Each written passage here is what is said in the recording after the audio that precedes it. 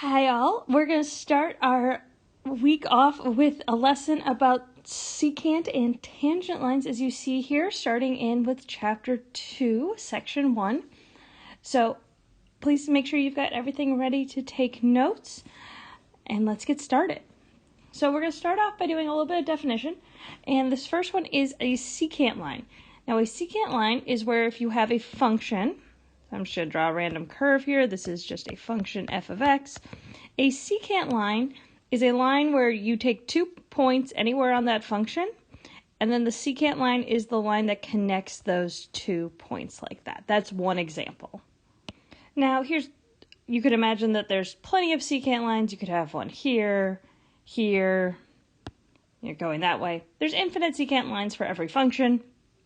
Here's just one example.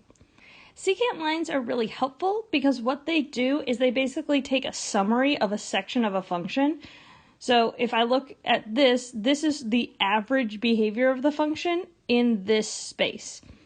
So obviously it goes down and then back up, but overall this is the basic pattern that it follows. So here then, and that's just a nice way to summarize something. We can talk a lot more about a line than we can talk about a function that's got a lot more dips and valleys and all those sort of things. So in this case, number 1, the table below tracks the cumulative heartbeats of a patient during cardiac surgery after t minutes.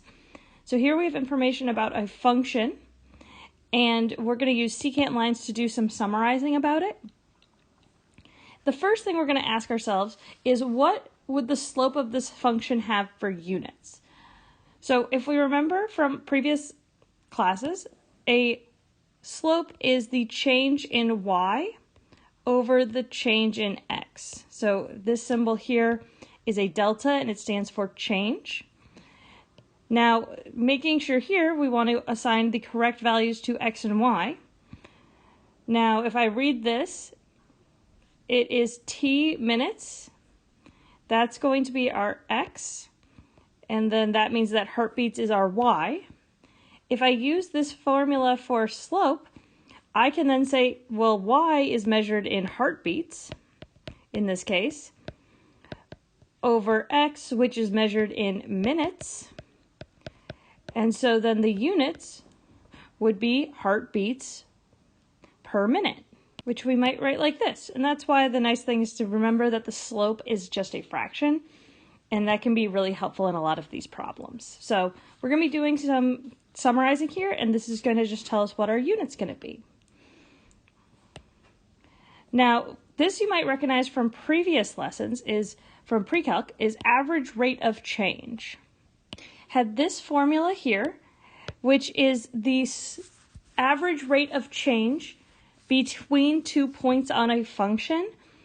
It is also the slope in between those 2 points, which is the same thing as the slope of the secant line.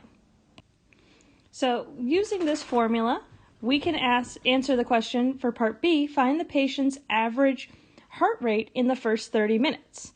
So since we're looking at average, we're going to use this formula that we have right here.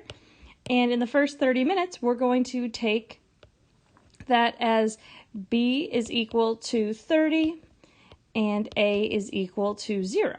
That would be the first 30 minutes here, looking at these points here. And I will plug that into the formula. So we have our formula. We plugged in the points here, where the x and y value are 0 at A equals 0, and then we have 30 and f of 30, so 2,520 and 30. And from there, it's just a little bit of arithmetic. Subtracting 0 doesn't do anything, so we just drop that down to here. I'm going to divide both the numerator and denominator by 10. You can do a little long division here, and you end up with 84 as your final answer. Now, of course, this isn't a complete final answer. As we talked about in part A, you're going to have the units, so it's 84 heartbeats per minute. And there we go. So that's the average rate in the first 30 minutes. Now, C, it asks for the average rate in the second 20 minutes. So the second 20 minutes, we can say would be, all right, well, we started at 30, because we're looking at the second part. And then 20 minutes later would go to 50. So these are our A is equal to 30 and B is equal to 50. And now we'll plug it into our formula. So we have 4,060 and 50 for B and F of B, and then our F of 30 and 30 again. So once we've got it all plugged in, again, we're at the point that we are just doing some arithmetic. We'll do the subtraction, and we end up with 20 in the denominator, which shows us that we were right about this supposition, at least in terms of the length of time. And then in the numerator, we end up with 2,040. Again, I'm going to simplify by dividing by 0. And 204 divided by 2 is 102. And then again, our unit is beats per minute. If I was asked what the conclusion might be between these two answers, we can see that in the first 30 minutes, the patient was averaging 84 beats. And in the second, they were averaging 102. So the heart rate is increasing over time. Now, sometimes you will have problems where you are given a function here instead of a table. And the formula will remain the same. If a projectile is shot upward on the moon with an initial velocity, drop that word, of 58 meters per second, its height in meters after t seconds is given by the function h of t is equal to 58 minus 0.083 t squared. Now, it asks to find the average velocity. You're going to see this term a lot in this class. Velocity is the same as a rate of change.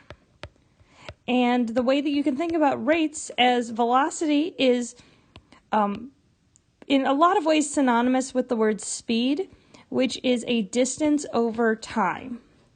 And when we talk about a rate, that would give us the difference in the height over the difference in time. And you can see that velocity is then a rate of change, a slope, just like what we've been seeing before. So if you see the word velocity, you can just replace that with rate of change or slope. Now, in these problems, since you have a function, it's a lot easier to just type in on a calculator. So we're going to start by doing that for these first few problems. So here it says find the average velocity for t on the interval 1, 2. So if you remember from previous years, this means that 1 is our a value and 2 is our b value. So when we plug things in, this is h of 2 minus h of 1 over 2 minus 1. As I said, this is a great place to grab a calculator because then we end up with 58 minus 0.83 times 2 squared minus 58 minus 0.83 times 1 squared, and so on. We don't want to necessarily do this by hand, so grab a calculator and type that in, and you can check your work in a second. So after I typed all that into my calculator and evaluated, I got the average velocity as being negative 2.49 meters per second. Again, we are using distance over time, and we're measuring our distance in meters and our time in seconds. So check your answer. If you've made a mistake in your calculator, go back and try to fix it. Now what you'll notice for parts B and C is that we're looking at a very similar interval, but we're just getting closer and closer to 1. So here we have 1 to 2. For our next one, we're going 1 to 1.5. So go back on your calculator and find what h of 1.5 minus h of 1 is over 0.5 now. You should get negative 2.075 meters per second. So our average velocity is approaching 0. It's getting a little bit closer to 0. We're going to do it again for an even smaller interval right before 1. And for this one, you get even closer to 0, negative 1.743 meters per second. Now, What you, again, hopefully will have noticed is that we are zooming in on this point right around 1. So if I was going to draw a picture, if we think of average rate of change as a secant line, we're starting here, and the secant line is just getting closer and closer to 1. What it is approaching is what we call the tangent line, and the tangent line is the line that goes through the curve only at 1 point. So a secant goes through at 2, the tangent only crosses at 1. And whereas the slope of all these secants are the average velocity over that interval, the actual velocity at that point is the slope of the tangent line, what is called the instantaneous rate of change.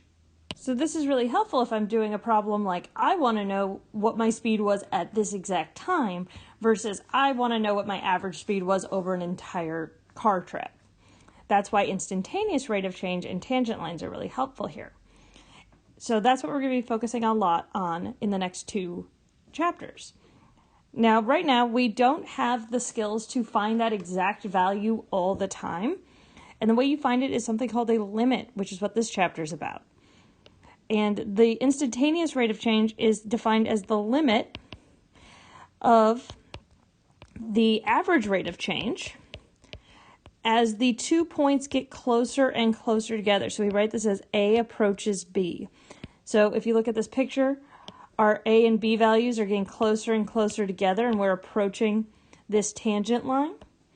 And that's the idea here, is that this is called the limit as the 2 points get closer and closer together. Now, looking at this picture and looking at these numbers, we can estimate that average rate of change. We know we're getting closer and closer here to that correct answer. And what I would do is I'd say, okay, well, every time we're going closer to 0 by a little bit, we ended up at negative 1.74 when we were this close. You can find a smaller interval if you want to keep going. So we can do it on even smaller intervals. I would say that if I was at this point, any guess between negative 1.7 to negative 1.6 would be a logical estimate. If you do keep going, you recognize that you end up with negative 1.66 meters per second as the best estimate for the instantaneous velocity at that exact time. Let me know if you have any questions about average and instantaneous rates of change in the comments, or you can set up an appointment, and I'll talk to you later. Bye.